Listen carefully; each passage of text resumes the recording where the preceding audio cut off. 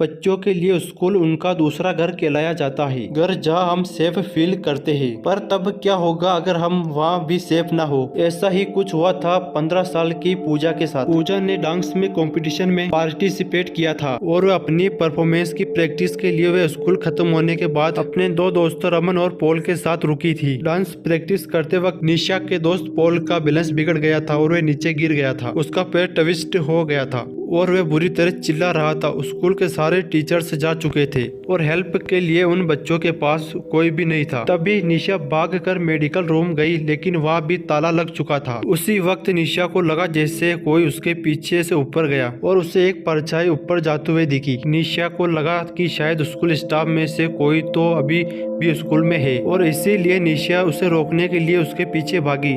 निशा school के 3rd floor पर आ चुकी थी। उस फ्लोर पर स्कूल स्टाफ के अलावा किसी का भी आना जाना मना था। निशा पहले तो वहां सीढ़ियों के पास ही खड़ी होकर आवाज लगाने लगी, पर उसे कोई जवाब नहीं मिला, इसलिए वो थोड़ी आगे गई। उसने देखा कि उसे फ्लोर पर सिर्फ एक ही रूम था और उस पर भी ताला लगा हुआ था। निशा को कुछ समझ नहीं आ रहा था, तो वह परछाई को अपने मन की वहम मानकर वापस जाने लगी। तभी उसे एक अजीब सी आवाज आई।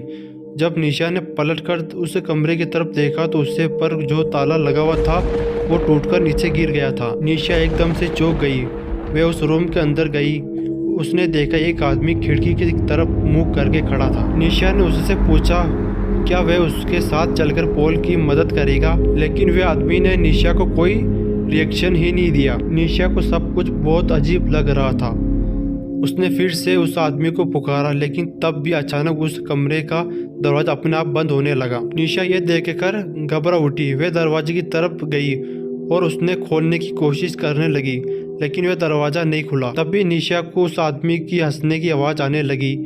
वह बहुत डरावने तरीके से हंस रहा था और धीरे धीरे उसकी हंसी तेज होती जा रही थी। निशा में पलटकर देखने की हिम्मत ही नहीं हो रही थी और वह डर के मारे जोर से दरवाजे पर पीटने लगी। तभी निशा को अपनी गर्दन पर हल्की सी हवा का एहसास हुआ। उसने पलटकर देखा तो उसका दिल दहल उठा। वह आदमी जो कुछ देर पहले खिड़की की ओर देख रहा था, वह अब ठीक उसके सामने खड़ा था। उसके चेहरे पर एक हल्की सी हंसी थी जो निशा को बहुत डरावनी लग रही थी। वह निशा को ऐसे घूर रहा था जैसे वह आज उसे जिंदा नहीं छोड़ेगा। उसने निशा को पकड़ लिया और उसे अपने पास खींचने लगा। निशा रोने लगी और वह डर के मारे बहुत जोर से चिल्लाई। उस आदमी ने निशा के मुंह पर हाथ रखा और निशा के साथ बदसलूकी करने लगा। इधर निशा को ढूंढते हुए रोमन स्कूल के गार्ड को लेकर 3rd फ्लोर पर पहुंचा, जहां उन्हें निशा की चीख सुनाई दी। वे जल्दी से उस कमरे में गए और उन्होंने देखा निशा जमीन पर बैठी रो रही थी और उसके पास कोई नहीं था और उसकी शर्ट ऊपर से थोड़ी फटी हुई थी और उसके चेहरे पर चोट के निशान थे।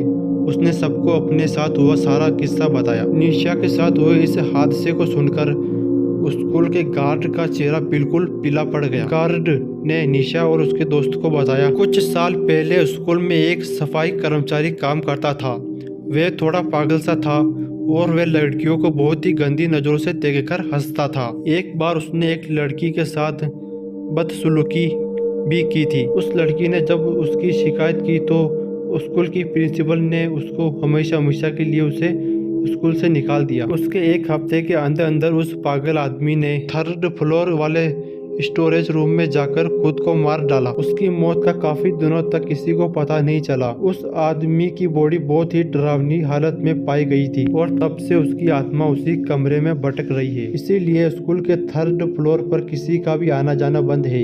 इस इंसिडेंट के बाद निशा इतनी डिस्टर्ब हो गई थी कि वह कुछ दिन तक स्कूल ही नहीं गई, बल्कि कुछ ही महीनों में उसने एक नए स्कूल में एडमिशन भी ले लिया। लेकिन वह कभी भी उस आदमी की भयानक हंसी नहीं भूल पाएंगी।